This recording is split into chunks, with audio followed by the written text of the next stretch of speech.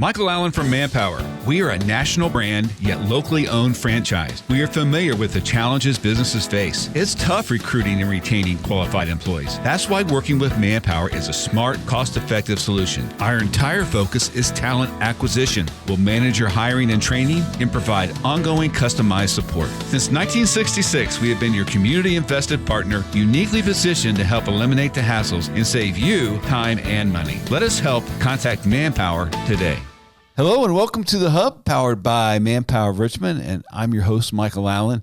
And here on The Hub, we interview local leaders, businesses, community partners, various special guests. And our mission is to share local stories of companies and organizations and people who help make a difference in our community. And today, our guest is Honorable Mayor Ron Oler, Mayor of Richmond. Thank you, Michael. Welcome. Glad to be here. Welcome. People aren't going to know this, but I'm still going to say it anyway. We recorded this in January, and we had a little problem with our file, and so we have to come back and record this today. A little technical difficulty. So, because our hope was to come back, because when you all followers here or watch this, it's going to be February, but we did this in January. It's like a kind of review of your first year in office, and so, but appreciate you coming back and us doing this again today. And, it's already been a year since you were sworn into office. And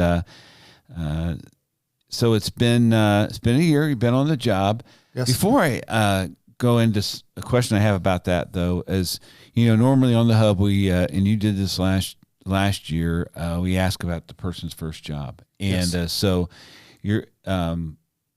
your first job was as a young man, 9 years old. Dad put you out on a farm, did some farm work. So, kind of learned a lesson about getting a check and getting some money. But I guess that since we already know that, I want to ask you, and I don't know if we talked about this before, what was it that encouraged you go into public service, when your first time? I don't know if maybe it was when you ran for council, or maybe you did something else. So what kind of motivated you to do that at that time? Probably started back in high school, junior leaders. So I've been involved in helping my community since high school in different aspects. After finishing several college degrees and working on my first career, I was encouraged to run for council by someone who was on council who I'd worked with. Okay. And I ran for council and won, and it was all about serving my community. So on council, you're the legislator. So you work on ordinances, you work on the budget, but it's really about just local control and serving your community. And I thought, I really like this service. And then when it came around, three terms on council, 12 years, and many years as council president and Richmond Power and Light board chair, I really enjoyed what we were doing, enjoyed where I thought Richmond was heading. And then I had a change in careers, and I was sitting back thinking about what I could do next to help my community, and I just felt called to run for mayor. Mm-hmm. It was an absolute calling. It's a job you have to want to do, because it's not about making money. It doesn't pay very well, but you get to really help revitalize the community. And I saw Richmond was on the cusp of revitalization, and this was even before the Revitalize Richmond program. Yes. I saw what was happening in 2022, 2023. I said, there's some potential here to really propel Richmond forward and clean up downtown, bring life back to downtown and the different areas of the city. And I just felt that I should do this, and the voters agreed with me. So there we are. Well, yeah, I appreciate your years of service, and you've gone from, you mentioned legislator, and now you're executive leader of the city government. And how's the transition been for you after a year? I mean, hopefully the 12 years serving provided you some advantages moving forward as mayor. I'm sure it's been different. It did. So the mayor is executive of the committee, executive of the city. You have basically 12 departments that work for you or work with you. So you have chiefs, assistant chiefs, police and fire, and 10 other departments that you work with and try to lead and manage. And having been on council that long, I understand the roles of every department, and I knew where there's areas we could fix some things, and I knew some department heads I wanted to change first day, and I did. So we brought in some new leaders and trying to change the culture. I knew there's some things about the culture inside City Hall I didn't like. So we've been we're 14 months in now and trying to change the culture. Still got a little ways to go. You know, you may or may not know the city has 4 different unions, and that makes it interesting. It's because they have their own perspective. So council has an idea, mayor's office has an idea, administration has an idea, 4 different unions. Sometimes we mesh, and right now we're really meshing pretty good. Good. Things are really going really well. I'm very happy with everything the way we're moving the needle forward in Richmond. I'm happy with all the progress we're making all around the city. Right. I'm sure like a year ago when you made some of these changes in leadership and, I mean, you had your vision as leader, as mayor, things that you wanted to do. And the people agreed with your vision because the majority of people elected you into office. Yes. And so even though there's going to be people that aren't happy with certain changes that you make, you have to kind of stay committed to the follow vision the path. that follow the path that's set before me every day. Yeah, I mean, every day I wake up, I pray, do a little Bible study, and follow the path that's set before me and the path and the vision I have for the city of revitalizing it, convincing people to move back here, people to live here, people to open businesses here, people to take a chance on Richmond like they used to in the past, that Richmond's back. And we have so many cool opportunities, and we're going to talk about some more stuff coming up in a minute. Yeah, I'm sure. Absolutely. Well, I did have kind of a list of things that I wanted to go over with you, and one of the issues, topics was something that had happened prior to you becoming in office. It was the Northwest F fire, where the old Hofco building was, and there was also a recycling business there, and had an unfortunate fire there that was not what any of us would have wished for. So kind of what's an update on that? What's going on with that piece of property and the cleanup? And well, that was one of the things I was most encouraged about my first year. It was just a few months in April of last year when the EPA handed the keys back. So it became a EPA brownfield cleanup site. So they invested almost $4 million to clean it up. And by handing the keys back, they said, now you can finish doing some remedial work. And some of that work is still ongoing. There's still some testing doing. But I'm really excited. We have several businesses who are interested in purchasing that and getting it back on the tax, generating tax revenue again. And I talked to the neighbors. You know, it was an industrial site, and I'm advocating for more of a commercial use. And the 2 companies, local companies right now are looking at is more of a commercial use, not industrial, not manufacturing. They're too close to housing. So, housing grew up around it. A lot of old cities like this, housing grows up around the manufacturing, and you're kind of stuck with something that could be dangerous next to where you live, and that's not ideal. Right, you can go.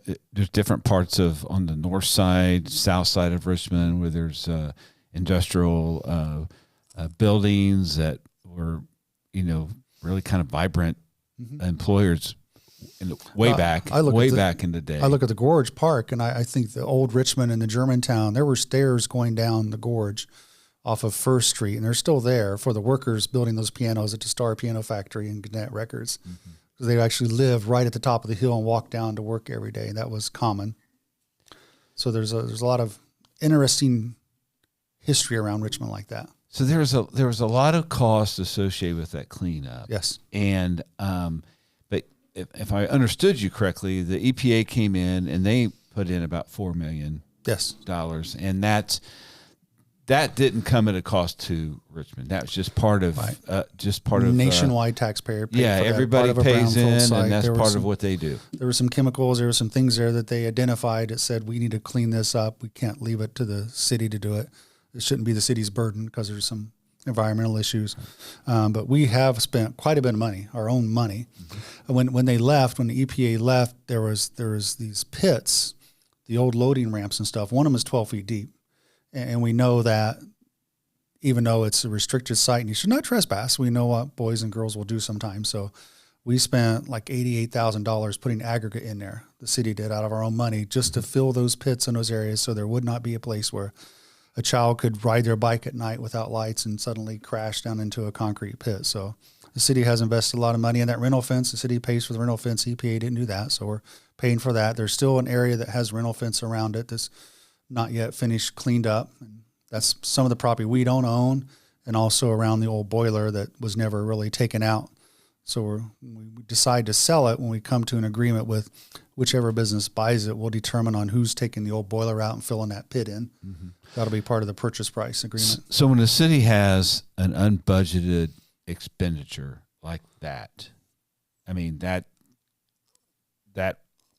city didn't set fire to that. I mean, so really it wasn't. So it was something that happened that really wasn't the city's fault. But now we're having to pay for it, and it wasn't something budgeted, or maybe it comes from a fund for an emergency fund. Comes from the emergency fund. Okay. There's two things. There's a rainy day fund, but there's also a blight fund for demolishing buildings and properties that we put quite a bit of money into each year, and some of that came from that, and some will come from rainy day. And fortunately, it's $88,000 is a lot of money, but it really isn't a lot of money. So, better days ahead for that property. Better days ahead. I'm excited. And hopefully we're waiting on some new reports. There's still some, they call it further site investigation. So once that's back and deemed it safe to build something on, then we'll be happy to put it up for sale and sell it to the highest offer. Yeah, when that sells, we'll get some of our money back. Yes. Maybe not all of it, but we'll get some of the money back, and it'll go back into that fund for the next rainy day. One of the campaign topics before you came into office was public safety. Yes. Someone give us an update on that as far as the police department and what's going on there, and anything else related to public safety. We focused heavily in 2024 on public safety. That was an area that I promised to work tirelessly on, and we have. We were able to purchase a record number of police cars in 2024, and we hired more officers, and we're still hiring officers, but things are going really well in the police department. And you've had the police department on here, or you should.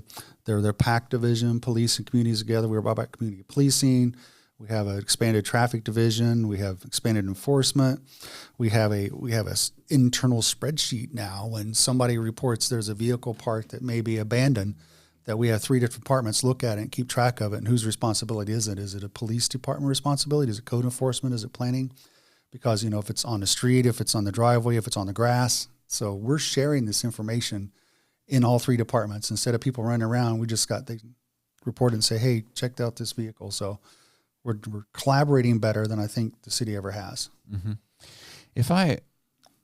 Once some of the development that continues to happen in our downtown area, and I'm thinking, anywhere from maybe 5th Street up Main Street all the way as far as, I don't know, maybe even McDonald's, where that's located. If I were to ask the chief of police about what would his thoughts be about having officers that are actually on foot and going, working that area, or I remember we used to have some officers that were on bicycles. It just seems they still have the bicycles. Yeah, I just always thought that would, that area could use a little TLC or a little bit more positive interaction with law enforcement all through that area, and it would, in my mind, and there's probably other reasons maybe why it would or wouldn't work, but I always thought that would be a really good area to have more of a interactive law enforcement presence in that stretch. I mean, what are your thoughts about that? When there are events downtown, you'll see officers on foot. The Meltdown Festival last weekend, a lot of officers on foot walking around. So when there's lots of people downtown, they do that. But on the regular patrol, we want the officer to be at their vehicle with all their equipment. Mm-hmm. We don't want to be far from their vehicle. So yes, they could park it and walk around a building, and they do that. But until there's an actual event, we don't really want them that far from their cars. Okay. So, but they do patrol it. We have a district. Everybody has a district, and they have a patrol area, and they keep an eye on it. Yeah, and I want to mention the fire department too. We focused on the fire department heavily last year too. You may have noticed on the west side of town, we built that large storage facility behind Station 5. There was some equipment that used to sit outside, and we set aside some monies to build that, to get some equipment indoors so it'll last longer, longevity. So in my mind, you make a capital investment on something so that operationally throughout the years it lasts longer, and that initial investment really pays off in the long run. And everything I'm doing here is for the long run, for the long view. So the fire department's added some policies, procedures. They're keeping better inventory of their EMS equipment and all the supplies they use. They're really keeping control of that and keeping a good eye on that, so there's just not any waste. When we first sat down, we were talking about the former Elder-Beerman site, and they were still doing a lot of cleanup there. But today, if we were to walk over there, we'd see a pretty clean slate right now. Yes. And so I know there's a lot of sentimental thoughts for some people about that building being gone and the years shopping there at the Elder-Beerman, which was a long time, retail space that people worked at and people bought goods from. But, now it's just time to move on. And so tell us about that site and kind of what's going on with it. I had mixed emotions with it because that was the first escalator I rode as a kid. And I think this sweater probably came from there because they just closed 6 years ago. So 6 years ago when Bonton went bankrupt, when the whole shopping experience was changing nationwide, it wasn't anything the city did. It's just retail was just changing. The city and county took control of that building and had a 3-year plan on how to redevelop it. And we had 2 different developers whose plans came and went and weren't really viable. And the latest developer came with the idea of demolishing the building and putting in market rate housing, which is something we know we need from all of our housing studies. We have housing studies and workforce studies. We know we have about 12,000 people that work in Richmond, Wayne County that don't live here, and 8,000 of those commute here every day to Richmond, Wayne County. In my mind, I guess the other 4,000 are remote workers. But so that site has a lot of history. The building that's left standing, Sweet Blessings, is the bakery / restaurant that's in there now. That's the first building to survive this explosion in 1968. So it was important to save that. But yes, mixed emotions tearing it down. We thought we could repurpose it, but it was 100,000 square feet of concrete and steel with no windows. It was purposely built that way, and it was really hard to redevelop it. And this developer came in, and with some of the Earlham Lilly funds and Ready 1.0 match funds, we were able to demolish it and see a new purpose for it on the corner. So it's changed the whole skyline. So now when you cross the bridge by the courthouse, the skyline's changed, and soon when construction starts, by the end of 26, 27, it'll look quite a bit different again. They'll start construction this spring. Right now, they're doing the geotech work. They got to check the foundations and footers, and is that part stable, where exactly we put stuff. And so that's starting now, the geotech. But they're demobilizing their equipment. The company that did the demolition finished weeks ahead of schedule, so they don't have a deadline really to move the last of their excavators. They're just waiting until the next demolition site, and they'll move it to that. They're out of Cincinnati. They did a great job. They were so easy to work with.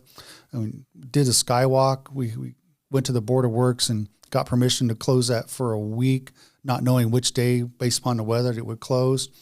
And 7th Street was closed for 2 hours. That's all it took to get the skywalk down, because the very experienced company.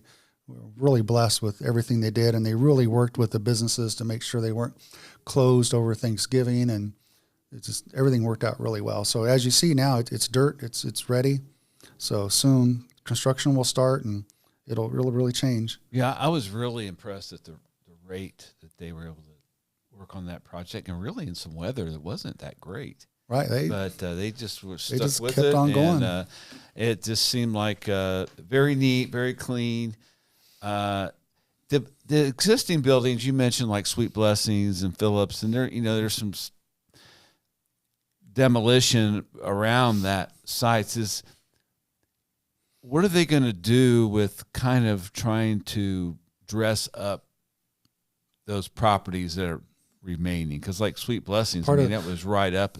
So the city and county got together last year in that HELP grant program that a lot of businesses qualified for. That's one of them. So they have resources to make that wall look more attractive, because the design of the new apartment complex, there'll be a gap between the buildings, and that's kind of their dog park area.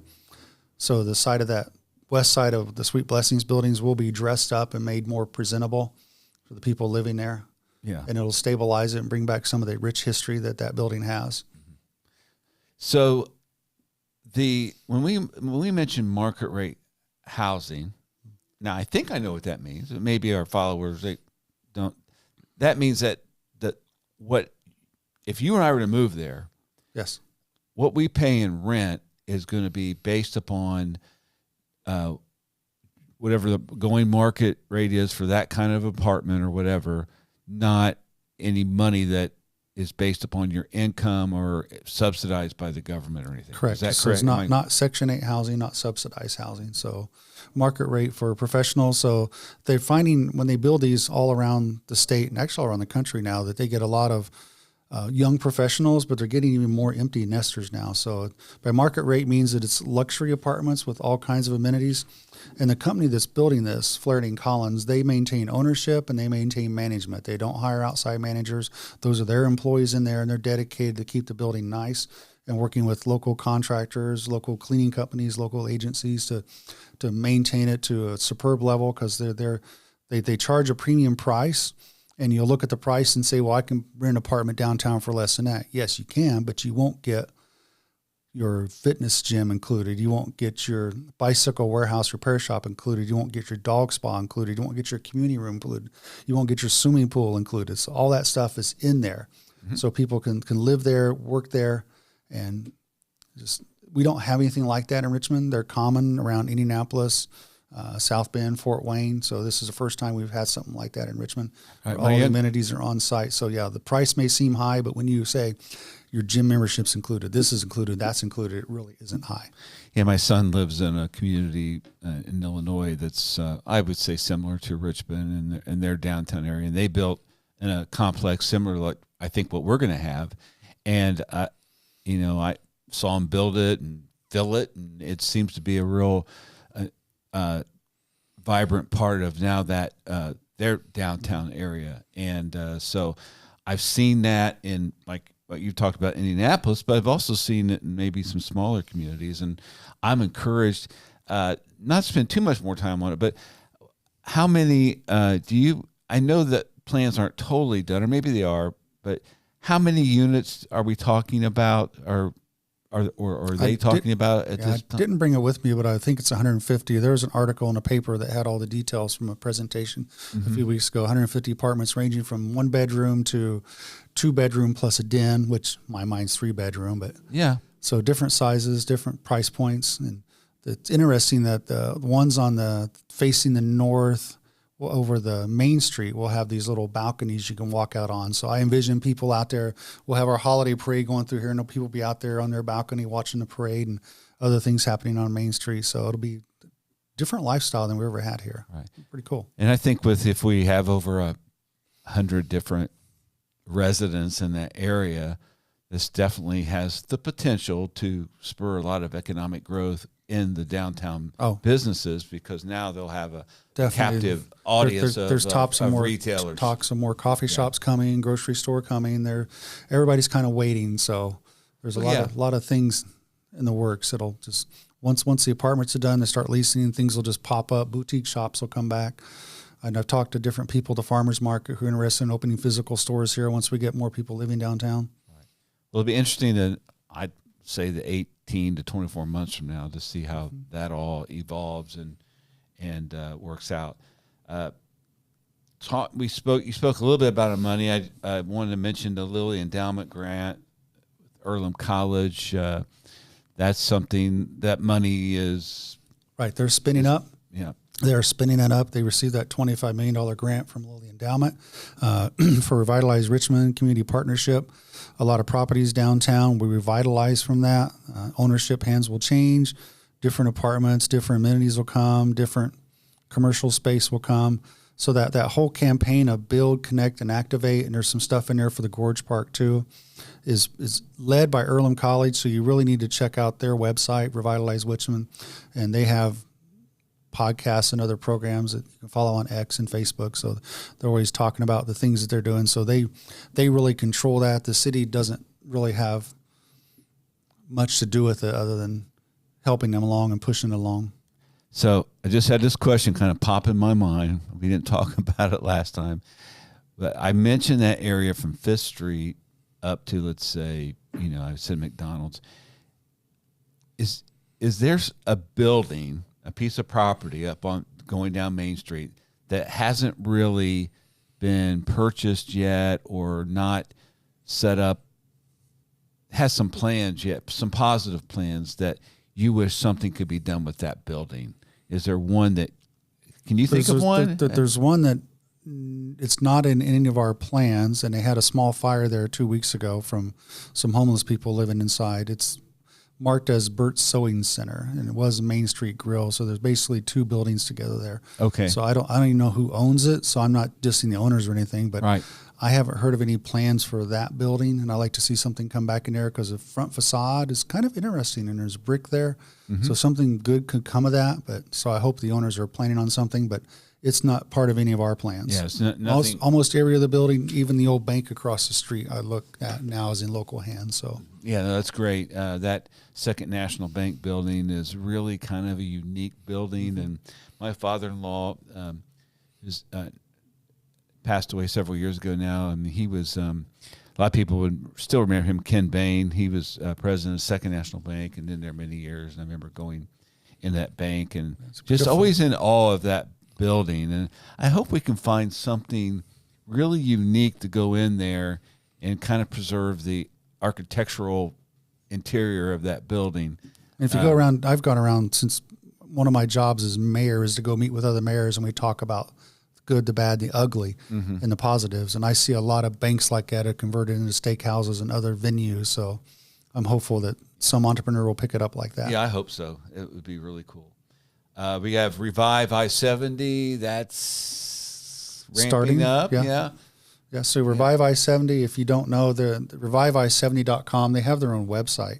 That's that plan to rebuild 21 miles of Interstate 70 from the Ohio line all the way to State Road 1 and make it 3 lanes in both directions, although the costs have come in more expensive than they thought. So 10 years ago when NDOT had this plan, they thought it would cost about $400 million. When they let out the first phase, which is Highway 40 to Highway 35, that alone was $400 million. So they've let out the second and third phase. So the first phase will still be from Ohio line to 35 will still be 3 lanes in both directions. And the rest of it with 42 bridges and culverts, they'll build the infrastructure for 3 lanes in both directions, but they're not going to build the actual 3 lanes just yet. They'll wait for another round of funding in the future. Okay. So it'll be ready for 6 lanes all the way through the county. But at least for the city's 4 exits, we'll have 6 lanes, and that'll help the industrial park because there's more expansion going on in our industrial park between Highway 35 and Centerville Road and Round Barn Road, down Industries Road. There's more, hopefully some more projects coming. Liberation Labs is restarting. Blue Buffalo's finishing their expansion, so there's some more stuff in the wind that should be coming there soon. And yeah, Liberation Labs there on the docket. They're going to come in and talk to us here in about a month or so. That's an interesting product. Yeah, absolutely. So many uses stay for tuned, it. followers. Yeah, that'll be fun to watch. The I guess I should be thankful we're going to get something. I would like to see it at least 3 lanes all the way to 1, but it doesn't sound like that's at least going to build the infrastructure. But for now, they're only going to build the 3rd lanes to 35. But it's more than we've had in a long time. No. For years, I was I'll concerned they're building the 6 lanes from Mount Comfort, Greenfield, Hancock County. When are they going to come over here? And I was excited when they're going to stop there and start building this direction because Interstate 70 from Richmond to Indianapolis is the next industrial park. For the entire state. That crowd in Indianapolis, they owe us. They owe us big time. They got to start bringing some money over here because we got a great community and they need to open up the purse and bring the money over here. Definitely. Hey, the I-70 thing kind of goes into a little bit of the rebranding. Yes. The city of Richmond, and one thing that you mentioned was to try to out on 70. Well, I'll let you talk about it. Build something out there that really helped draw in the public. Yes. Well, I had my first meeting with NDOT February of last year, my 2nd month in. They talked about the Revive I-70 and what they're doing. So at Highway 40, the first exit coming into Indiana from Ohio, we have the opportunity to put some nice monumental signage there. There's this historic committee I found out for if you travel along any interstate in Indiana, you'll see monument signs for every major community that are made of limestone, which Indiana's famous for, brick and steel. So we have the opportunity to build something there. And I say we have the opportunity because they will build the base for it and run some electric for it, but we have to pay for it and maintain it. So we have to find $500,000 to $1 million to build this huge monument that says, "Welcome to Indiana, the crossroads of America. Exit now and spend your money." No, come into Richmond, historic Richmond. So the part of the rebranding is going to give us a name. So we've looked at some sign logos, and a lot of them have. We could put Richmond there, and then your tagline underneath. So we don't really have a good tagline right now. So in my office, actually my assistant's office, we have about 5 different logos that the city's using in different departments. So rebranding is going to get us all back together and get us one logo, one sense of who we are. So there'll be community meetings coming up soon. We want community input. We're not doing this. City administration isn't doing this. We're organizing the people in the group to this. So you have some really good consultants who rebrand cities our size all across the Midwest. They have a lot of good experience, and we're lucky to have them. They come next week, and we do a windshield tour with them. So we've already awarded the contract, but they've been here a couple times, but we have a windshield tour that they're going to see all the historic districts of Richmond and kind of get a feel of this side of Richmond, that side of Richmond, that side of Richmond, industrial, commercial, residential, restaurants, history, architecture, music, just parks, everything about Richmond. And then we'll get input from the citizens too and come up with a brand of what is Richmond's new tagline, our logo, and we'll use it. We'll incorporate it in every department. We'll use this on all their brochures, their social media, their mail. Everything's going to be one. We're going to be one cohesive city with this new brand for a couple of decades to come. So this monument or this signage, yes, still to be determined. Still to be determined. But that's going to be still to be determined. Right. So are we going to see that heading going from west to east? Going from east to west. When you're coming from Ohio, as soon as you can see past Shelton Fireworks, you'll be able to see this on the right-hand side. They've already identified the space when they rebuild those ramps and do that ramp, so it'll be inside this area. One of the great things NDOT's doing now is they're allowing the city to choose the plants and the trees. So our parks department, we got some really skilled arborists and florists in the beautification team. They were able to pick out what trees, what plants, what grasses go in there, and it'll be really nice. Right now it's just, whatever bushes grow up and grass, and we'll actually maintain it. So it'll look like a really developed intersection, and people go, well, there's something here in Richmond, I got to exit. Yeah, well, I hope we can compete with the solar panels, the huge white cross, and the Uranus fudge factory as you come in town. It'll be before we're going to have to really work hard on this monument because there's a lot going on at that exit. So hopefully it will definitely be a thing of beauty as they enter from the east into our grand city. Mm-hmm.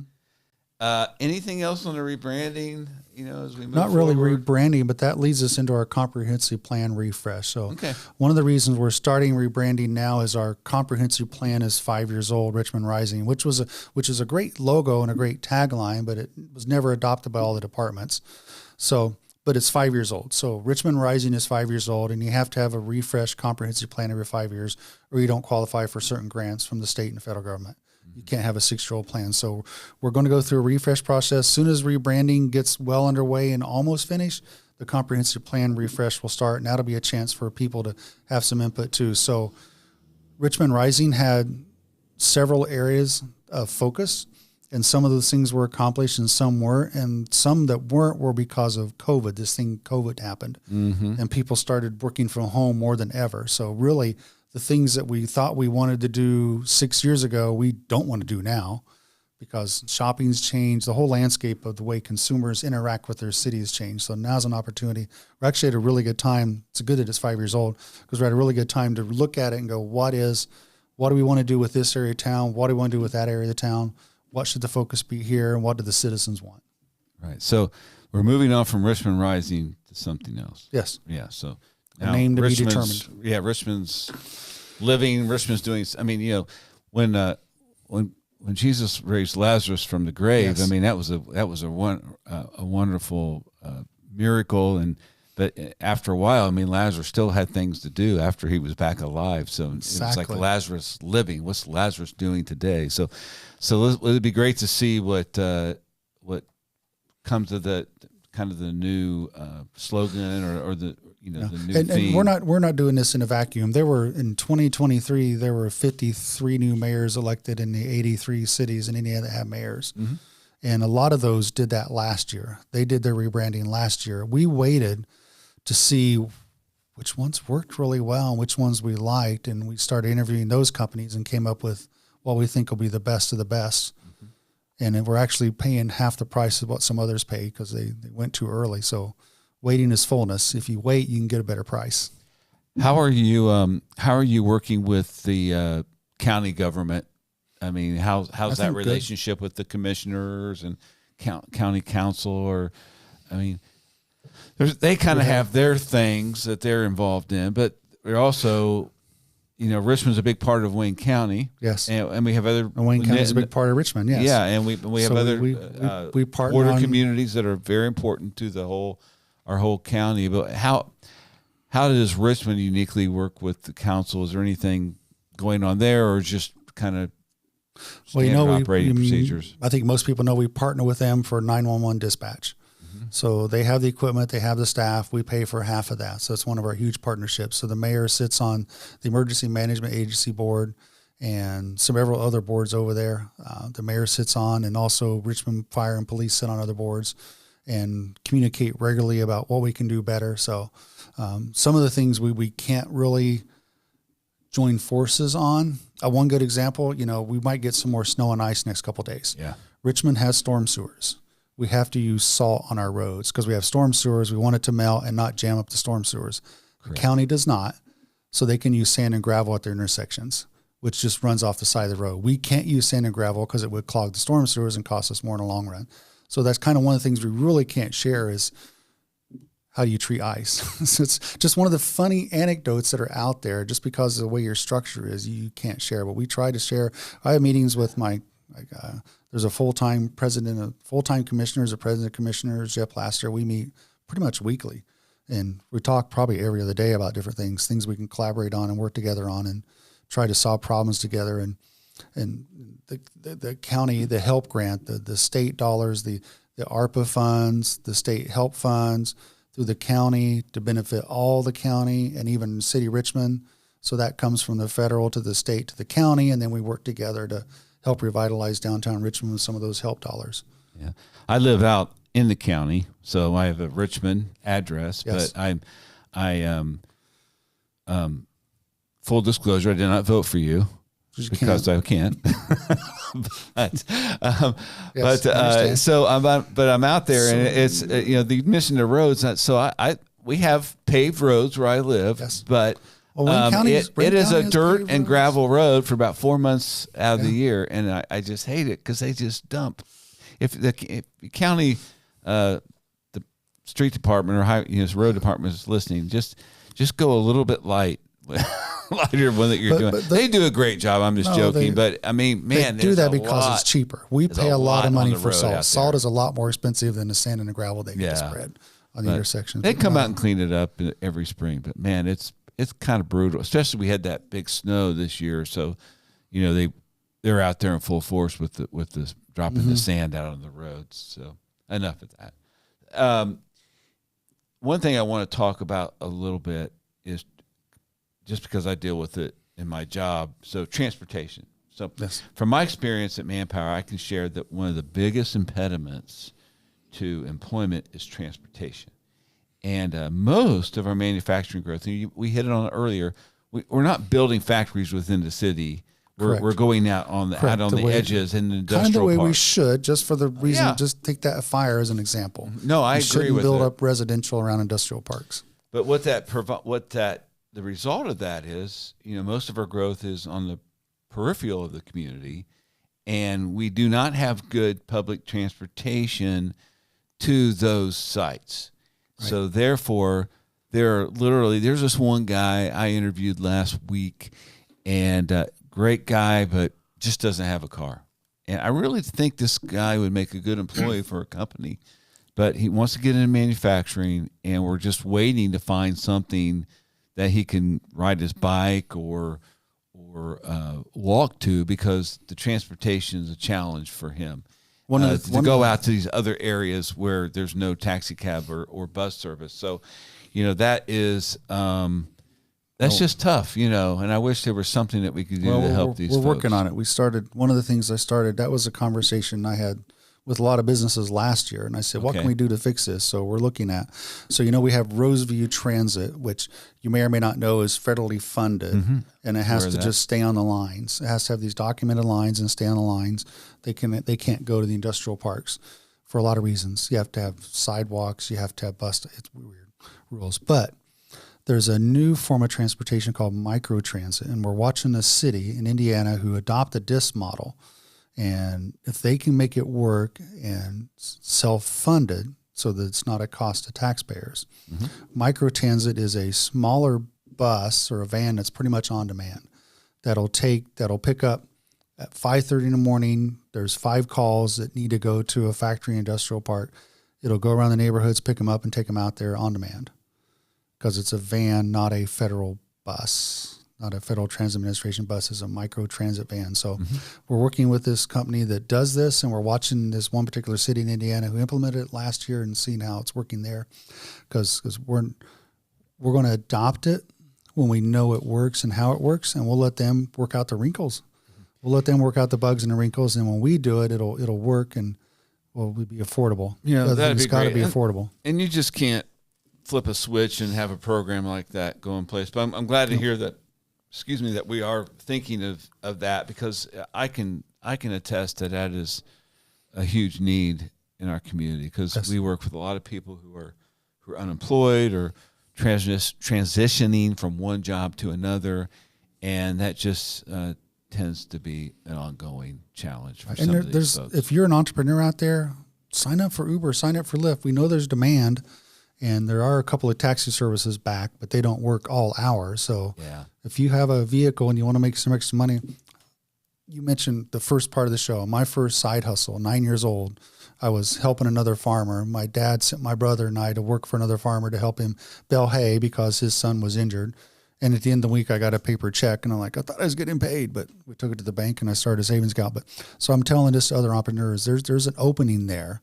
And there's a way for you to make a little money on the side if you're willing to get up early and stay up a little late after your regular job.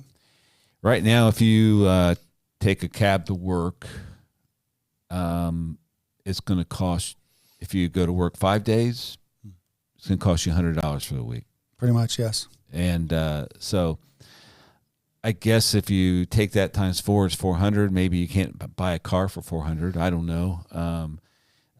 Right, there's economic choices. So it's just tough. Hopefully we'll get this micro transit working, which will be very affordable, because it's basically I don't want to call it a government ran Uber or Lyft, but it's kind of that model where they'll pick up several people at a time and take them to where they need to go for a lower cost than just taking one person in the taxi, which is expensive.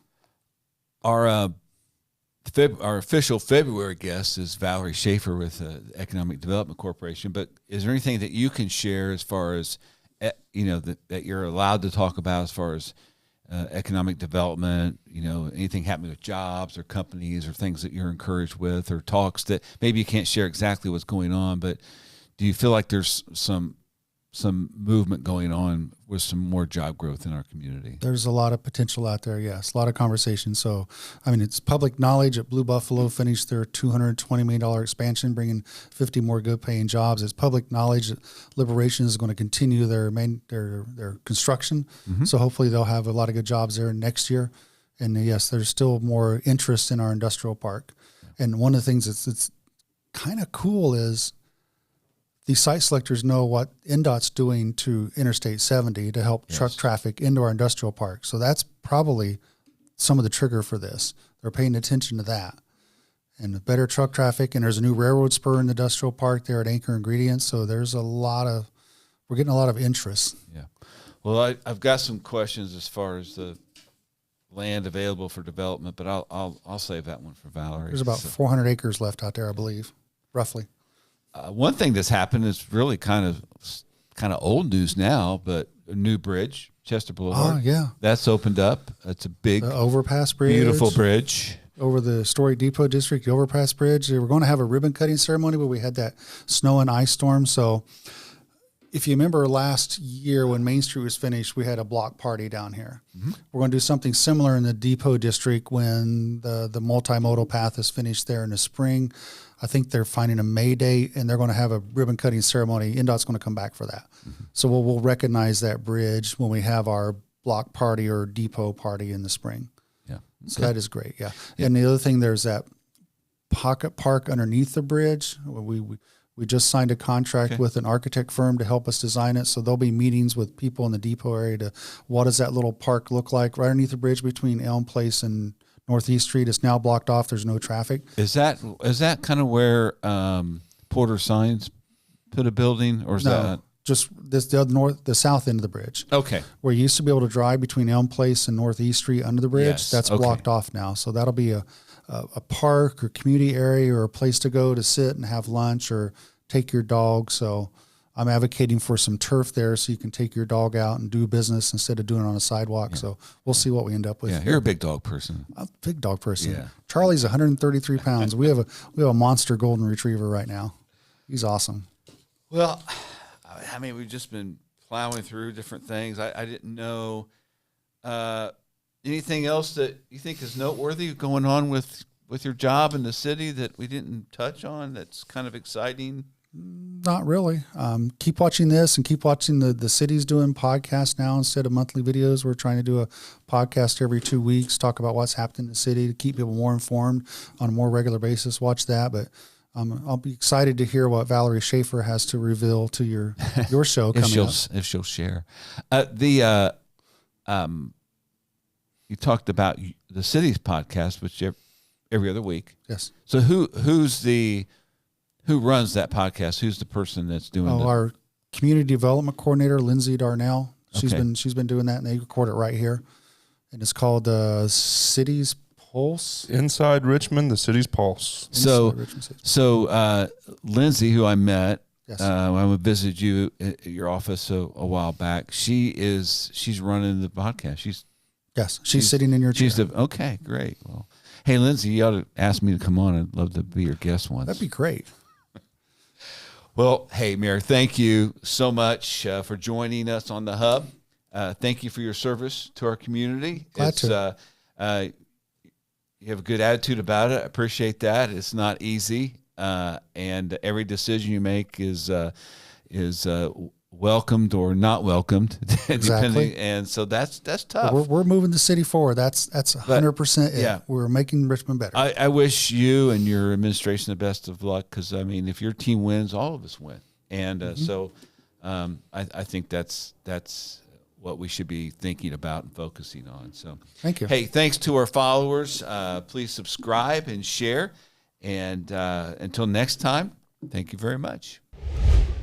Michael Allen from Manpower. We are a national brand, yet locally owned franchise. We are familiar with the challenges businesses face. It's tough recruiting and retaining qualified employees. That's why working with Manpower is a smart, cost-effective solution. Our entire focus is talent acquisition. We'll manage your hiring and training and provide ongoing customized support. Since 1966, we have been your community-invested partner, uniquely positioned to help eliminate the hassles and save you time and money. Let us help. Contact Manpower today.